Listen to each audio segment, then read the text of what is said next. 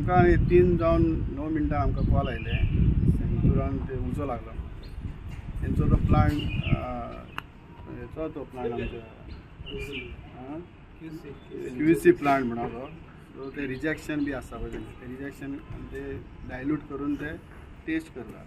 पूण रिजेक्शन तेंचे कितें हें ना ते आमी विचारलें लॉस बी कांय ना म्हणटाले आमी वचून रोखडोच तो उजो पावलेलो उजो व्हडलो जावच्या पयलीं आमी वचून पावलेले तो फायर फायटर गाडी